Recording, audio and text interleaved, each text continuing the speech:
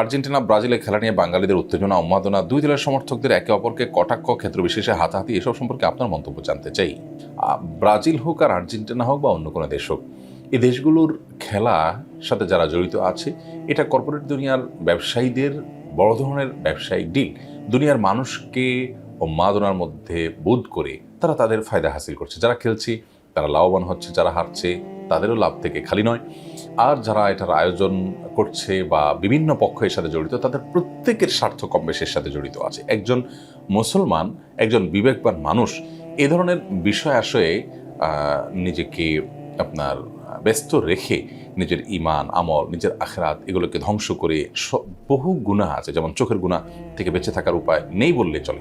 এ ধরনের পরিস্থিতির মধ্যে পড়ে একজন ইমানদার কোনো অবস্থাতে নিজেকে ক্ষতিগ্রস্ত করতে পারেন না। এটা কোনো বুদ্ধিমান মানুষের কাজ হতে পারে না। আল্লাহ তাআলা আমাদেরকে বোঝার তৌফিক দান করুন এবং এ ধরনের উন্মাদনা থেকে আমাদের জাতিকে, আমাদের দেশের মানুষকে আল্লাহ তাআলা রক্ষা করুন। এটি অর্থহীন উন্মাদনা। আপনি কেন খুশি হচ্ছেন? তাদের কেউ জিতলো, কেউ হারলো, কেউ গোল দিল, কেউ গোল খেলো, তাতে আপনার কি আসে যায়? এই ছোট প্রশ্নটুকু নিজের বিবেককে করার মতো ফুরসত আমাদের নেই।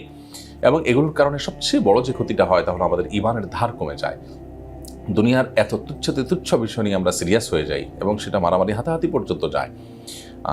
অথচ আখিরাতের অনেক গুরুত্বপূর্ণ বিষয় আমাদের জীবনে পড়ে আছে, যেগুলোর ব্যাপারে আমরা এখন স্পর্শ পর্যন্ত করতে পারিনি। আমরা অনেক পিছিয়ে আছি। একজন আখিরাতে বিশ্বাসী মানুষ কখনো এ ধরনের উন্মাদনায় গা ভাসাতে পারে না এবং তার জন্য এটি জায়েজ হতে পারে না।